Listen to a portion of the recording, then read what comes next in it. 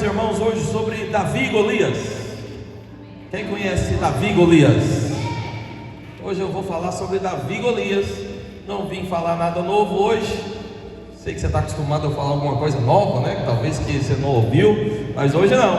Hoje eu vou falar de algo que eu sei que os irmãos já ouviram, mas quero colocar uma ótica diferente para abençoar a sua vida, amém? Então, lá em 1 Samuel, eu não vou me alongar muito, mas para quem ficar acordado, porque tem gente que às vezes dorme na palavra, fala para o seu irmão, e está amarrado, meu irmão, você não pode dormir na palavra, não.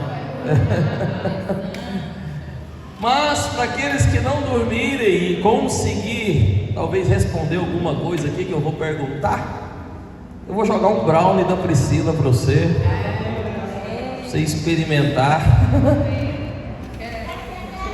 Se eu não ficar chateado, eu vou jogar outro também, tem 2. Pode jogar para aí? Então segura. Calma aí. Vamos lá. Vou falar sobre Davi e Golias, mas eu vou falar de coisas tão preciosas, fundamentais, e que Deus nos dê a graça de poder entender tudo o que Ele tem para dizer para nós, amém?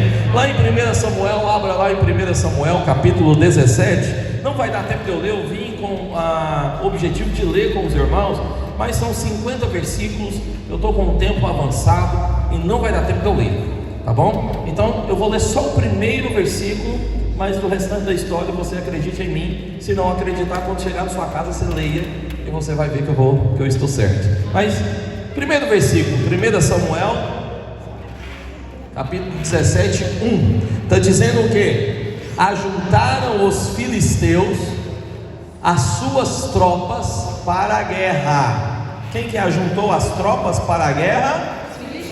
Filisteus. Quem eram os filisteus na Bíblia? Os inimigos do povo de Israel, ou os inimigos do povo de Deus. Então os filisteus estavam prontos para a guerra, prontos para a batalha.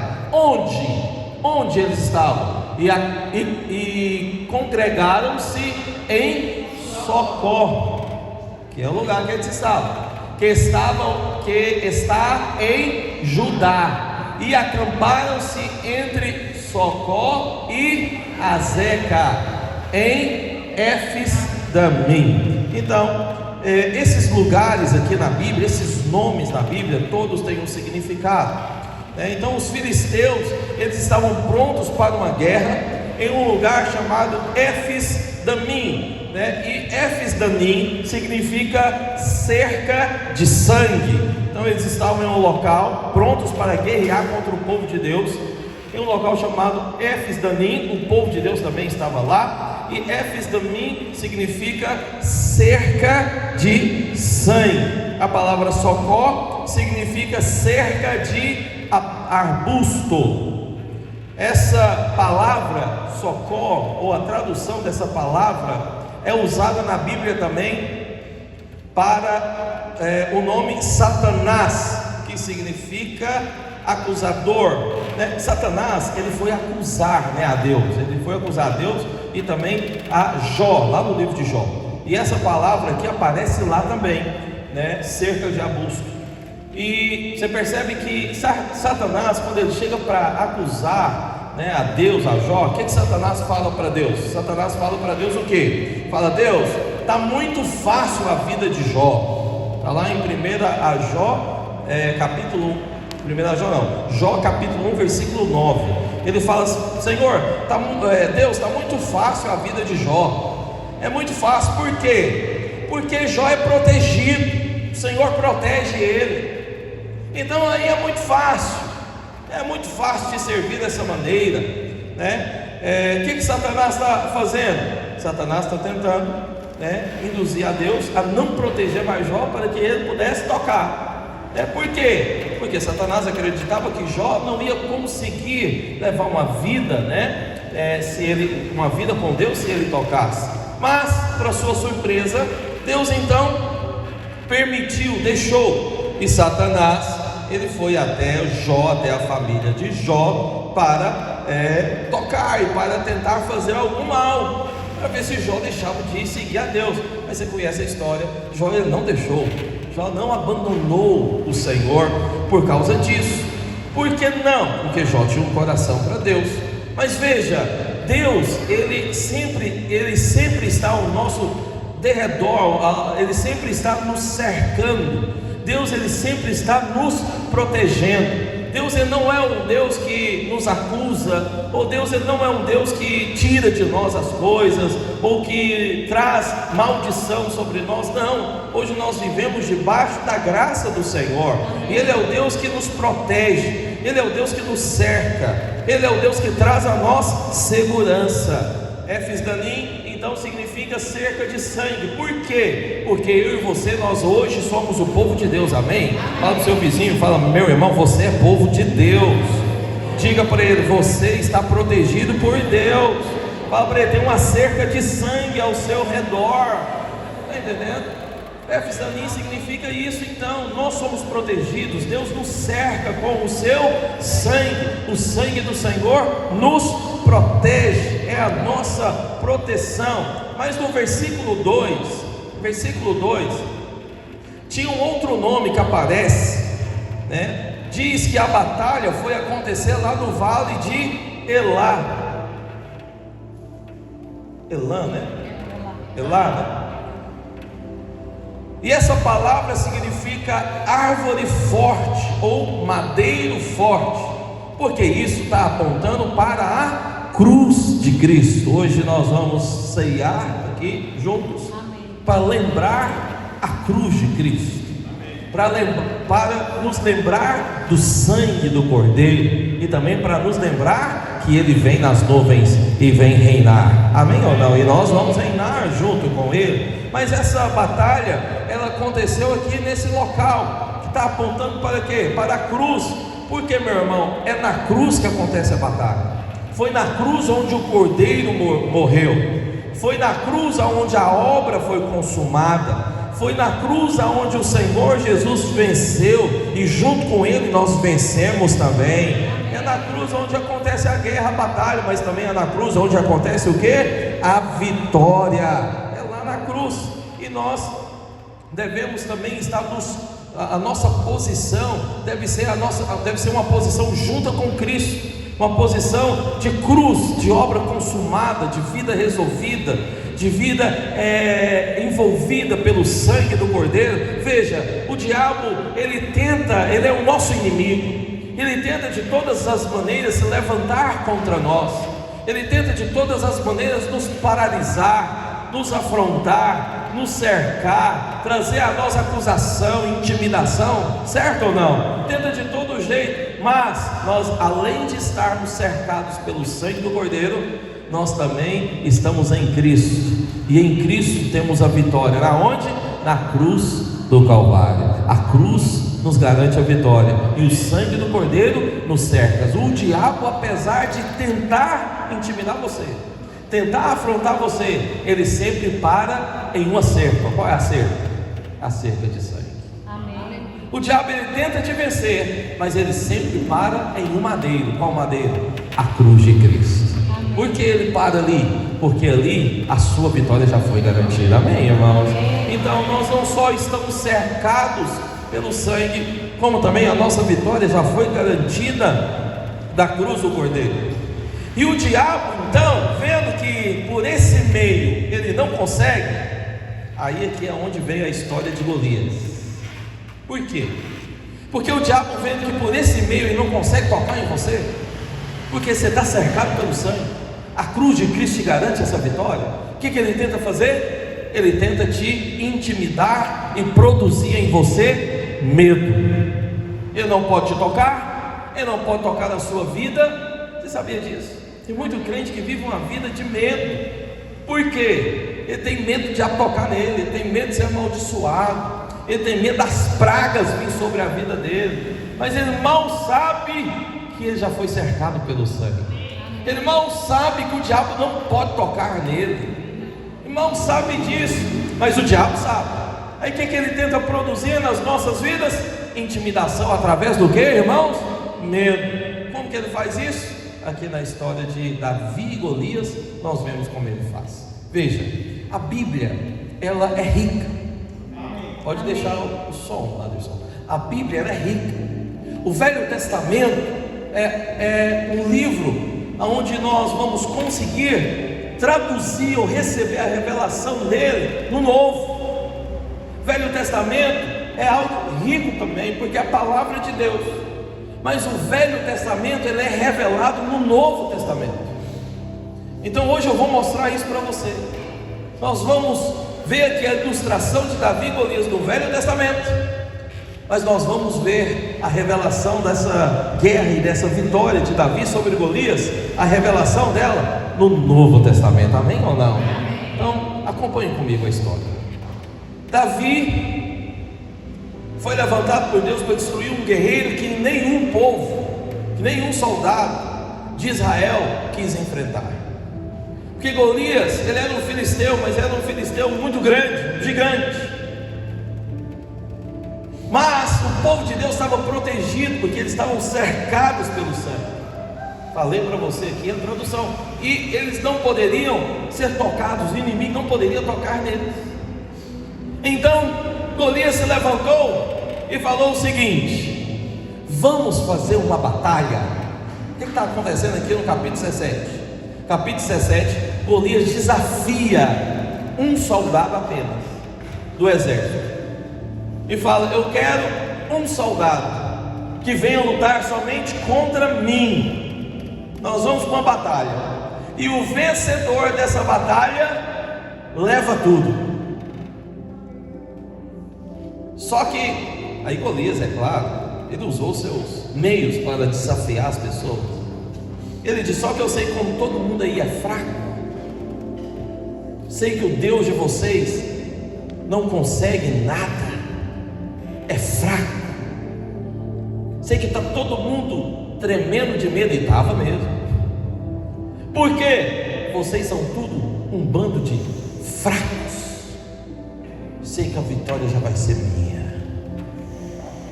Porque Golias, ele sabia, o diabo ele sabe, irmãos, que não pode tocar na sua vida, porque o sangue te cerca. Amém. Ele sabe que não pode tocar em você, na sua família, porque a cruz de Cristo te garante a vitória. Amém. Então o que ele faz? Traz ilusão, te ilude com mentiras, te engana com mentiras, para produzir em você o que? Medo, para te gerar uma crença errada. Uma vez que o medo entra, uma vez que a crença está errada, aí sim ele pode ter vitória. Por que o inimigo tem vencido na vida de muita gente? Porque elas têm vivido a sua vida por uma crença errada. Elas têm caído no engano do medo, e infelizmente não têm atingido a vitória que já foi dada, mas não tem chegado, não tem experimentado uma vida de vitória. Não porque Deus não deu, porque resolveu acreditar nas palavras do diabo. Veja, o Senhor tem vida de vitória para você, meu irmão. Amém. O Senhor tem vida de sucesso para você, amém ou não? Não podemos acreditar nessa conversa do diabo. Então ele tenta te intimidar pelo medo, mas você está cercado pelo sangue, filho. E Golias então desafia o povo de Deus. Veja, tem algo aqui que é muito sério, que eu queria falar para você. Porque o povo de Deus, quando foi desafiado por Golias, estava numa pressão, que Golias pôs pressão. Golias colocou urgência. Golias, de uma maneira muito forte, intimidou cada um deles. Mas eles ficaram com tanto medo, mas com tanto medo, que resolveram não tomar nenhuma posição. Ninguém quis sair à guerra. Nenhum melhor soldado do exército quis sair à guerra. Nem o rei, que era Saul, quis enfrentar o gigante. Na verdade, todo mundo que estava com medo estava falando para Saul: é melhor o rei ir. E Saul também não quis ir, porque estava todo mundo tremendo de medo. Por um lado isso foi até bom. Por quê? Porque Davi estava chegando. Aleluia. Daqui a pouco eu chego em Davi. Mas por um outro lado, isso também traduz para nós e traz para nós uma ideia, uma revelação. Qual revelação? Revelação diz o seguinte, filho: em momento de pressão, em momentos de crises, não é hora de se tomar decisão. Você nunca deveria decidir nada na sua vida por pressão.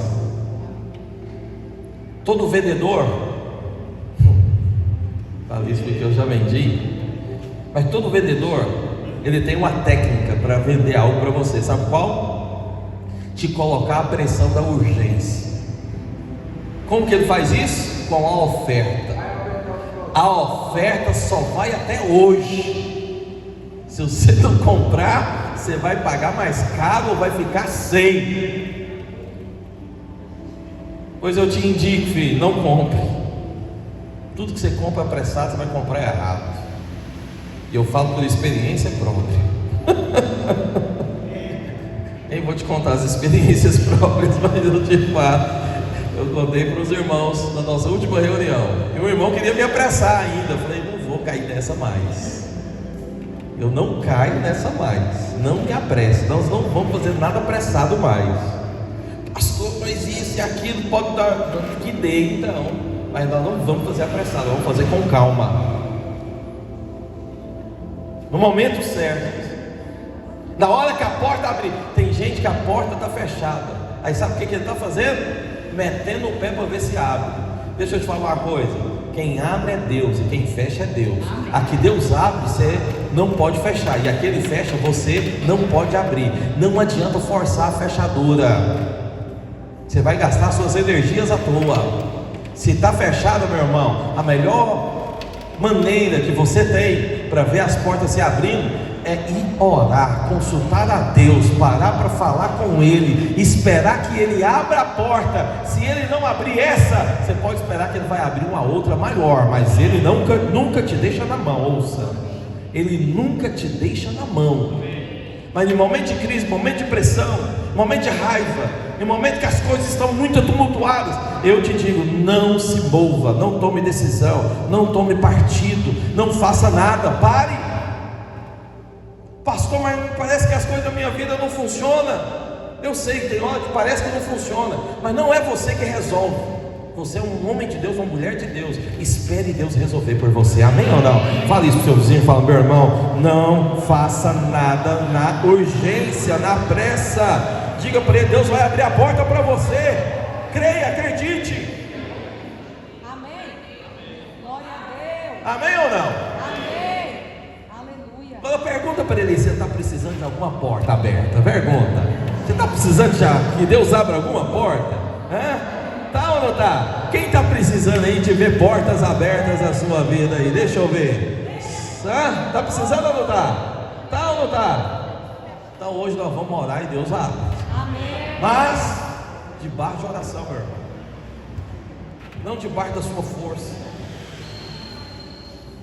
Então por isso, nesse ponto de vista, era melhor mesmo o povo de Deus não fazer nada. Por que era melhor? Porque Deus já tinha escolhido um para fazer. Amém. E ele estava chegando. Deus também já escolheu um para fazer tudo para você. E ele já veio. Amém ou não? O que acontece então? Golias, o nome Golias significa exilado. Está marcando aí, meu filho? Não vi. Obrigado. O nome Golias significa exilado. Tem uma microfonia aqui, cadê o grito? Algum instrumento.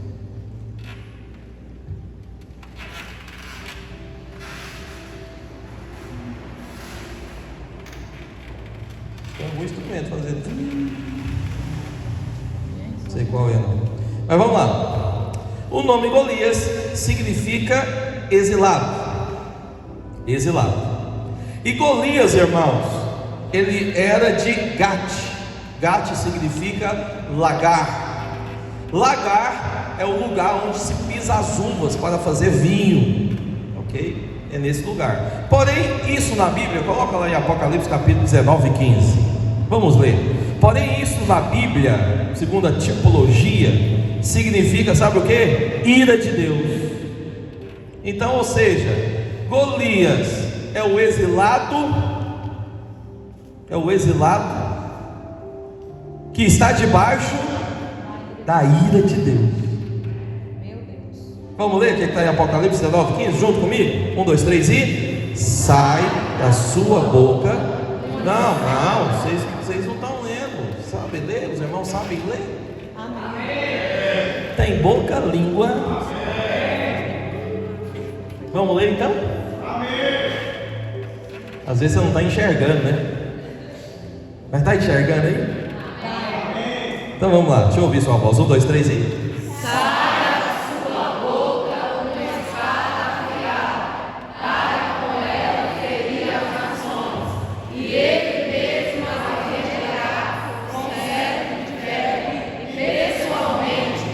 pisa o lagar do vinho do furor da ira do Deus Todo-Poderoso. Olha só. Então, Golias significa o que mesmo, irmãos? Exilado. E Gate significa lagar. Lagar significa ira de Deus. Então, o exilado está debaixo da ira de Deus. Pergunta: o que é exilado?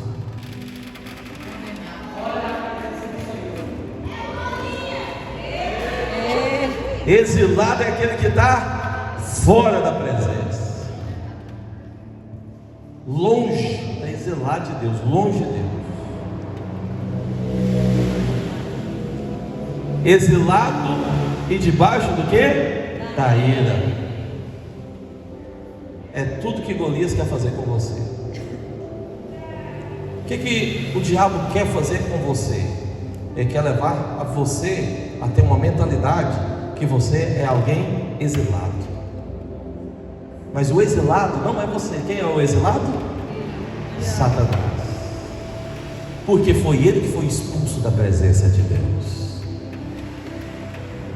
Mas ele tenta seduzir e levar você, através do medo, a acreditar que você é alguém que não pode ter acesso à presença de Deus. Não é assim que muito crente pensa ao chegar num prédio da igreja? Ele chega, se ajoelha e faz o quê? Senhor, joguei bola hoje. Senhor, entrando em tua presença,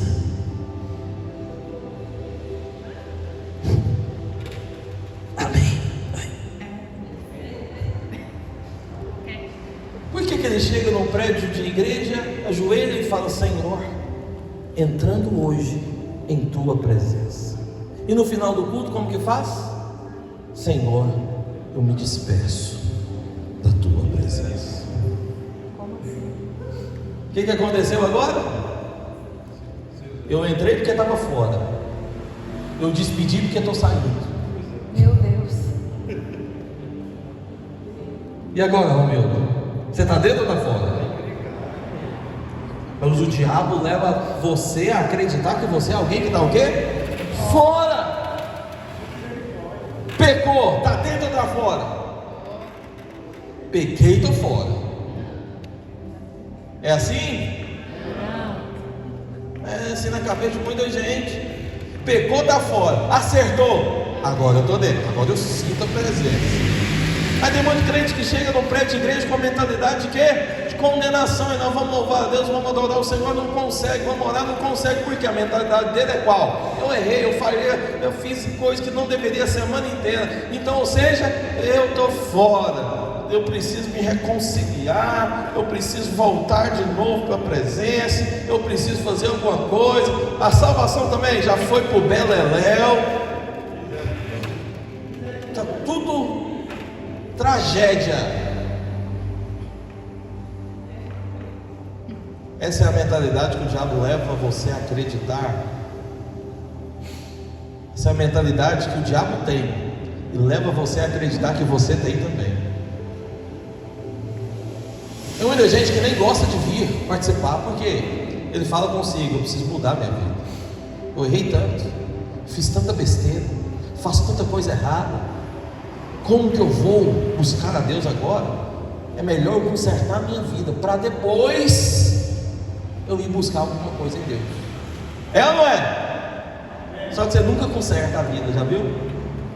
Você fica nessa ideia: eu vou consertar para depois buscar. você nunca conserta e nunca busca, porque na sua cabeça é o quê? Deus não vai me aceitar. Deixa eu te falar uma coisa, filho, a graça de Deus já está sobre a sua vida. Ele já está com os braços abertos para você. Ele já te aceitou, e no dia que você entra, nunca mais sai. Pastor, e no dia que eu erro? Não sai do mesmo jeito. Por que não, pastor? Veja, em Êxodo, o Senhor foi salvar o povo dele. E você sabe como que Deus fez para salvar o povo dele do anjo da morte? Alguém aqui sabe? Como que Deus fez para salvar o povo do anjo da morte? Mandou passar o sangue na onde? Na porta. Só que tinha muitas famílias, era mais de 2 bilhões de pessoas. Acho que é isso. 2 milhões ou 2 bilhões?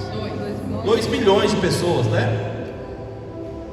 Então tinha casas que eles passavam o sangue na porta, amém ou não? E estava lá dentro da casa feliz, alegre, pulando, pondo lá o som e o louvor. Qual que é as músicas mesmo?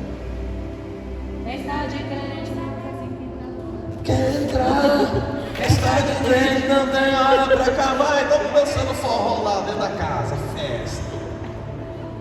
Mas tinha outra casa, às vezes até do lado, que estava triste, preocupado.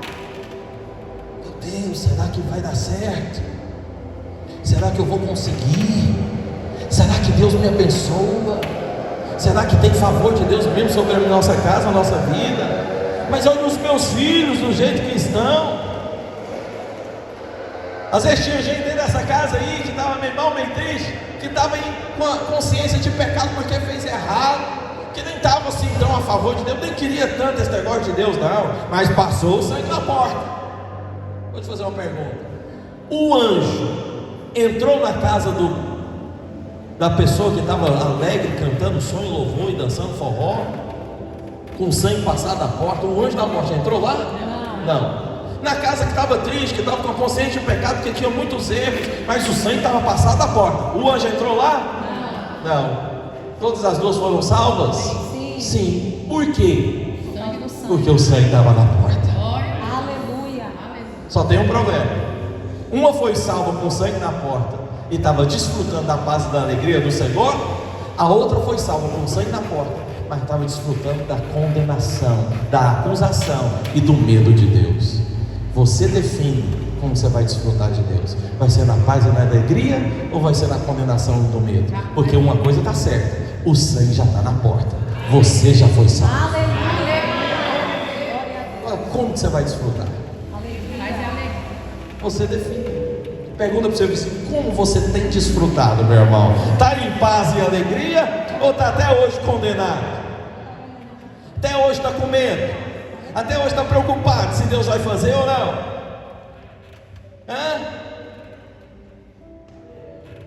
Como que você está hoje? Quanto tempo eu tenho, Messias? Deixa eu adiantar aqui. Só isso. Só 10 minutos. Toda vez que o diabo ele vem contra a sua vida, ele projeta na sua mente aquilo que é a vida dele. Ele é derrotado, mas ele projeta na sua mente que você é fracassado. Ele é condenado, mas ele projeta na sua mente que você é condenado. Ele já perdeu, mas ele projeta na sua mente que as coisas não vai dar certo para você, e você vai perder também. Por quê? Ele sempre projeta aquilo que ele é, para que você seja também. Mas a verdade é que nós já fomos livres, lavados, cobertos pelo sangue do Cordeiro, e a vitória para nós já está garantida, não tem derrota. Sabe o que é viver com Cristo? Viver com Cristo é a mesma coisa de sentar na beira da televisão vendo a Copa de 2002. Alguém já viu a Copa de 2002? Recentemente? Já viu? Eu te pergunto, dá emoção? Você fica emocionado hoje vendo a Copa de 2022? 2002? 2002. Você fica emocionado hoje? Se você sentar lá e ligar, você fica emocionado? Você fica preocupado se o Brasil vai perder a Copa? Não. Naquele jogo lá da Inglaterra, que estava um jogo difícil, apertado, o Brasil ganhou com um gol de falta do Ronaldinho Gaúcho. da sorte. Você fica lá com medo, nossa, vai empatar e vai para os pés, nós vamos perder. Alguém fica lá com medo? Não. Antes do Ronaldinho fazer o gol, teve um lance que a bola foi na trave. Você ficou assustado, nossa, a bola bateu na trave. Agora vai ser gol, nós vamos perder. Alguém ficou assustado hoje, vendo o jogo? Não. Por que não? Já foi. Porque você sabe que o troféu já foi dado. Você sabe que a vitória já foi feita. Nós estamos no time de Cristo. Amém. O que significa isso?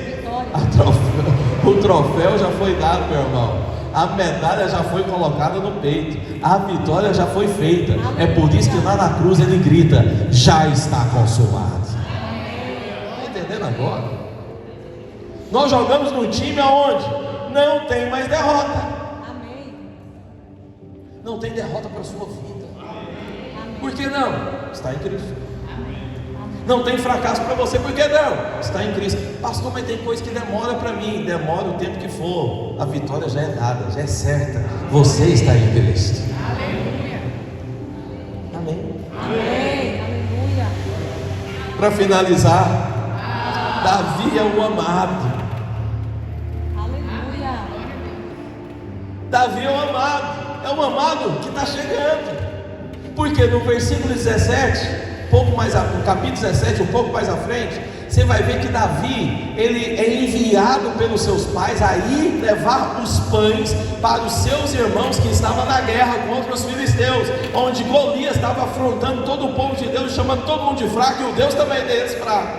Tudo era fraco, e todo mundo tremendo de medo, fazendo nas calças aquilo, todo mundo com medo. Aí o pai de Davi fala o que para Davi? Davi, vai lá levar comida para os seus irmãos. Davi, sabe quem que é o Davi? Davi é o amado.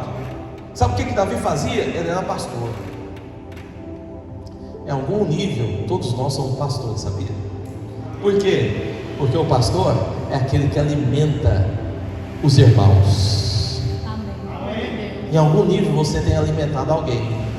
Às vezes você consolida, às vezes você libera uma palavra, às vezes você cuida, às vezes você empurra para vir junto com você para o culto, amém? Aleluia! Você é o pastor também. E o pastor Davi foi levar comida para os irmãos. Chegando lá, ficou sabendo da bagunça que estava acontecendo. Só que Davi não é só o pastor Davi. Davi ele é quem também? O amado.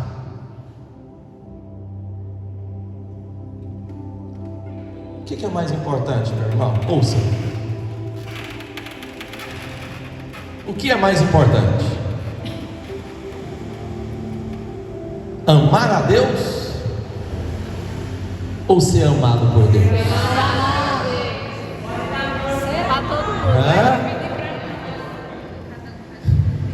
Eu pedi para você responder, era para responder para você mesmo. O que é mais importante para você? Amar a Deus ou ser amado por Deus? Ser amado. O que faz você vencer a guerra é o dia que você descobre que você é amado, filho. Amém. Davi teve que descobrir que ele era amado. Davi se sentia amado. Então, Davi aqui é o quadro de Cristo. Ele, claro que ele vai tipificar a Cristo, porque Cristo é um amado. E eu e você somos amados também, porque nós fomos colocados em Cristo. O Senhor ama Cristo, mas o Senhor também nos ama.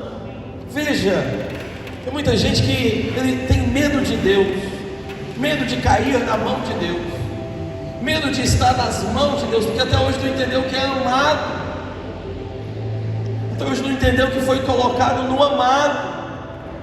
E você tem medo de deixar Deus resolver os seus problemas. Você tem medo de esperar em Deus, medo de esperar a resposta que vem de Deus, medo do amanhã.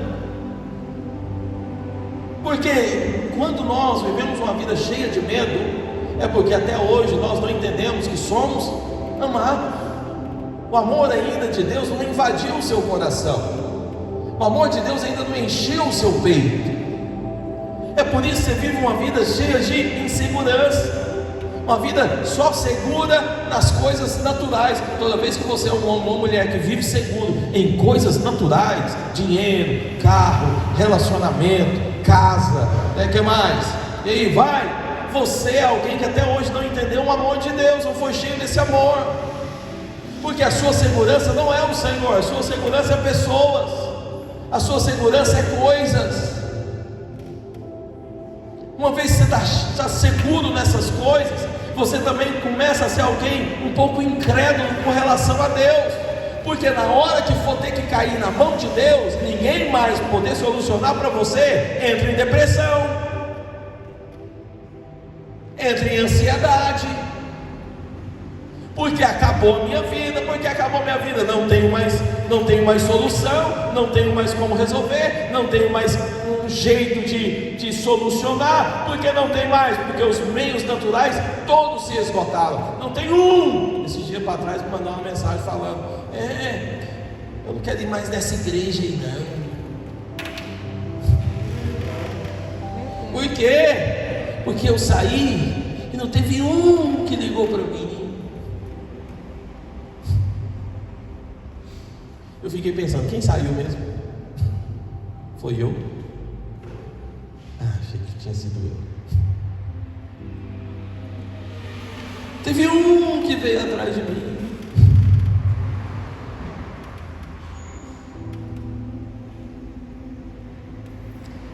Mentalidade de quem não se sente amado é a mentalidade de gente que sempre põe a culpa no outro. Você até hoje não entendeu que você já é amado. Por isso você sempre coloca a responsabilidade no outro. Você sempre fica esperando, o outro não veio, não fez. Você já é amado. Quem já é amado não fica esperando alguém, ele já vem atrás. Quem se sente amado, ele não tem o sentimento de rejeição, de inferioridade, porque ele já é amado. Você já é amado, meu irmão. Amém. Primeiro, nem precisava sair.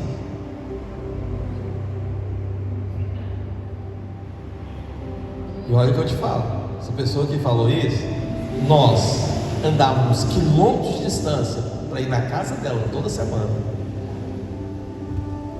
Nós disponibilizávamos todos os carros disponíveis para no final do culto levar ela embora toda semana.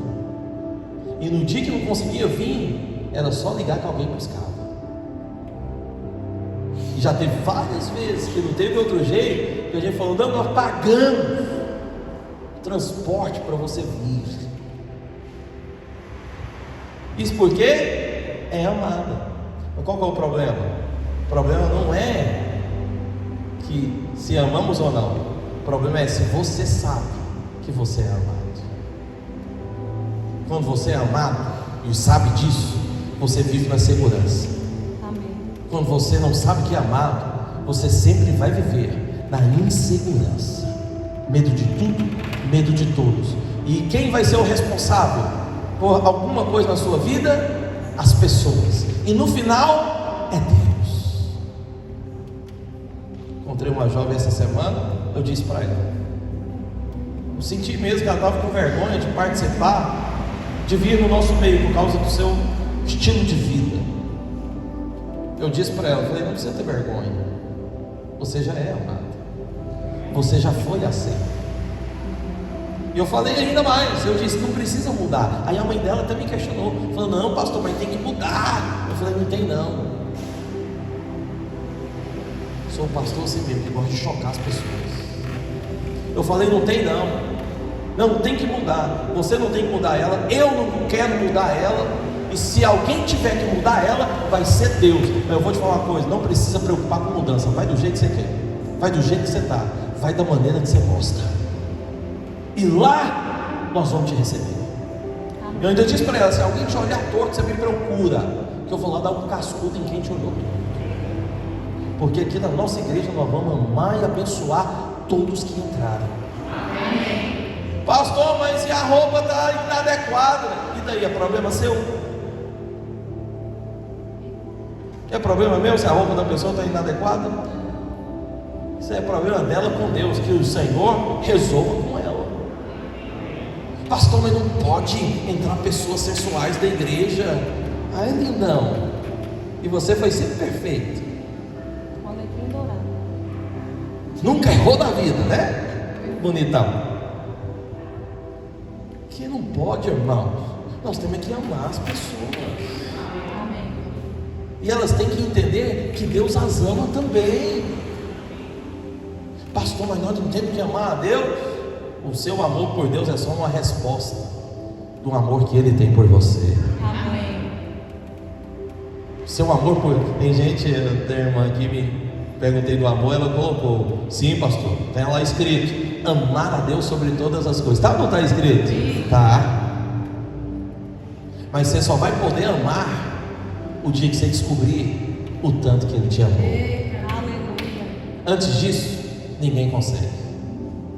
Ninguém consegue ter uma vida de amor, de amar a Deus por causa de uma lei, de uma obrigação. Imagina lá em casa. Às vezes eu esqueço de dar um beijo na minha esposa, está amarrado. Isso é pecado. Pecado, quase morte. Aí eu te lembro. Quando você esquece, eu Ou te que ela me lembra que às vezes minha cabeça é tão cheia de tanta coisa. E aí eu já acordo do 12. Ele me deu um beijo hoje, eu falei, tá amarrado. Repreendido. Vou dar agora. Agora imagina se o nosso relacionamento fosse da lei. E ela, amor, você nem me deu um beijo hoje. É, amor. Beijarás a tua esposa sobre todas as coisas. Me perdoa. Deixa eu te beijar. Imagina. É obrigação. Quanta intensidade. Imagina acontecesse lá, amor, e você nem me disse que me ama. É verdade, amor. Eu falei que eu tinha que falar para você que eu te amo todo dia, né? Então eu vou falar agora. Eu te amo. Aí o outro dia, por que eu vou beijar? Porque temos um mandamento: beijarás a tua esposa sobre todas as coisas. Então já acordo cedo, cito o mandamento para ela e falo: deixa eu te beijar. Um ano depois, beijarás a tua esposa sobre todas as coisas. Vem cá, preciso te beijar. Você ia amar um marido desse, não ia? Hã? Não. Que coisa gostosa esse relacionamento, não é? Mas todo mundo quer relacionar com Deus assim. Você não quer ter um marido desse. E você, homem, não quer ter uma mulher dessa. Por que você acha que Deus quer relacionar com você dessa maneira? Deus não quer relacionar com você pelos mandamentos. Para você que não entendeu ainda, Deus não quer relacionar com você pelo mandamento. Ele não espera que você o ame porque tem um mandamento. Ele espera que você o ame porque Ele te amou primeiro. No dia que seu coração é cheio do amor, aí você vai amar também. Não é porque tem um mandamento, é porque o seu coração foi cheio. Amém ou não? Quanto tempo, hein, Messias? Já acabou? Está amarrado. Só para finalizar, irmãos, cadê a equipe de louvor? Tá? Conseguiu o quê, Cleide? Tá certo? Vamos lá, cadê os irmãos? Sobe aqui. Cadê o irmão menor?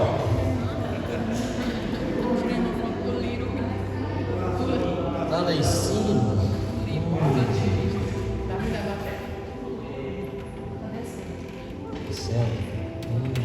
Será que foi encontrar o Golias? Ou foi pegar os pães para trazer para os irmãos? Talvez foi pegar os pães para trazer para os irmãos, está certo.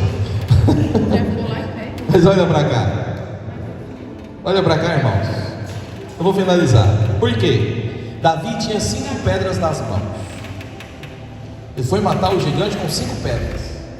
Veja, o gigante estava armado até os dentes. Espada, escudo. O que Davi tinha? A roupa de pastor, porque nem a roupa ele trocou. Não vestiu nenhuma armadura, estava lá com a roupa de pastor. com a consciência de que eu sou o amado, porque ele é o amado, e com 5 pedras nas mãos. Pois eu quero ilustrar 5 pedras de Davi com o texto que nós temos aqui em Romanos capítulo 8, 31. Coloca lá. Primeira pedra de Davi é o versículo 31. O que está escrito lá? Que diremos, pois, à vista destas coisas? Se Deus... Fala para o seu irmão isso, fala: meu irmão, se Deus é por você, quem será contra você? Primeira pedra de Davi é qual? Primeira pedra de Davi é crer em Jesus. Por quê? Porque Deus está do seu lado. Creia, meu irmão, Ele está do seu lado, Ele é por você, Ele luta por você, Ele não é contra você. Deus não luta contra você, Deus não luta a favor do inimigo, Deus não luta para te derrotar, Deus não luta para acabar com o seu ministério, para destruir com a sua vida, para acabar com a sua saúde, para destruir com a sua família, para amaldiçoar os seus descendentes e toda a sua descendência até a 4ª e 5ª geração.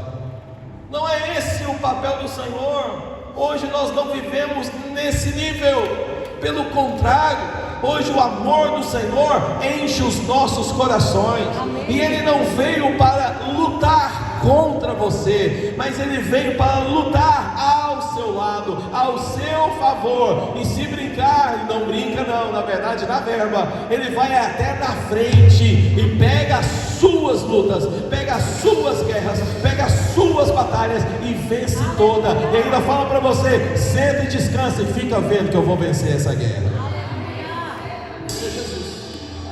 Enquanto você senta e descansa, Ele vai à frente e vence a guerra. Amém. A guerra é minha, pastor, mas Ele vai vencer para você. Amém. Fala para o seu irmão: larga a guerra, deixa Jesus vencer ela. Fala para ele: Ele é por você. Segunda pedra, versículo 32: aquele que não poupou o seu próprio filho, antes por todos nós o entregou, porventura não nos dará graciosamente todas as coisas? Preste atenção, irmão. Ontem eu estava aqui no CTL falando do plano de redenção, uma aula linda, poderosa, no cursão. Tem 2 irmãos que não vieram, 3, cadê? 2. Rafael, manda um recado. Obrigado. O que acontece? Ele deu tudo. Preste atenção nisso aqui, é fundamental você entender. O que Deus fez?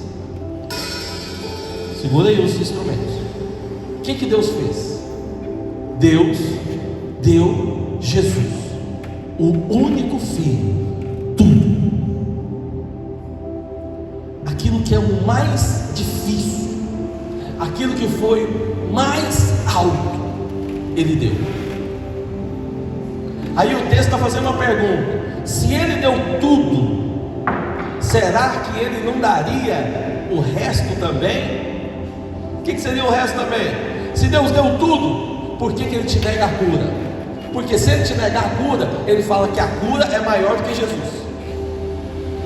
Se Deus deu tudo, por que vai te negar a prosperidade? Porque se Ele te negar a prosperidade, Ele fala que a prosperidade é maior do que Jesus.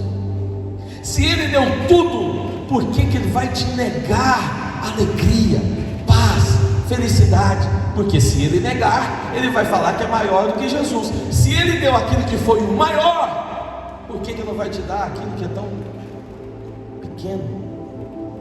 Se Ele deu o mais difícil, por que vai negar o mais fácil? Por isso Ele está dizendo: eu dei tudo, agora vou te dar o resto também.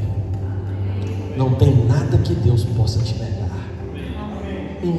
Essa foi forte. Por que não tem?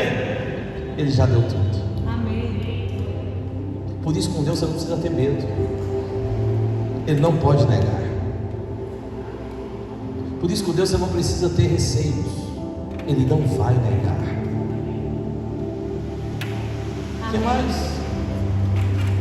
Terceira pedra, 33. Quem intentará acusação contra os eleitos de Deus? É Deus quem os justifica. Suas obras não te justificam. O que você faz de bom não te justifica. O que te justifica é Deus. Você sabe por que os seus pecados não te condenam mais? Você sabe por quê? Porque não tem como você ser condenado duas vezes pelo mesmo crime. Uma vez que o crime foi pago, não tem como o juiz te julgar novamente. Por isso que você não será condenado pelos seus pecados. Por que não? Porque os seus pecados todos foram pagos na cruz do Calvário. Amém. Uma vez que está pago, não existe mais condenação. Amém. Por isso, a justiça dele já está sobre você. Amém. É por isso também que você pode buscar a Deus, sabia? Talvez você se sente o maior pecador do mundo, mas todos os pecados que você já cometeu, fez na vida ou vai fazer, já foram pagos, mesmo que pareça ser os maiores do mundo. E a justiça de Deus já foi liberada na sua vida. Amém. Mesmo que você não sinta, mas Ele já te deu. Você já é justo. Aleluia. Quarta pedra: quem nos condenará? É Cristo Jesus, que morreu, antes ressuscitou, o qual está à direita de Deus e também intercede por nós. Ou seja, não tem condenação, não tem ira. Deus não está irado com você. Largue essa mentalidade de achar que Deus está bravo, está irado, vai pesar a mão. Não tem ira. E por último, fique em pé no seu lugar para a gente encerrar. Está dizendo o que? Vamos ler bem forte juntos. Versículo 35. Calma aí, põe o versículo, fique em pé. Vamos ler. Aleluia. Está escrito o que aqui? Vamos lá no 3, 1, 2, 3 e... Quem nos separará do amor de Cristo? Será tribulação, ou angústia, ou perseguição, ou fome, ou nudez, ou perigo, ou espada.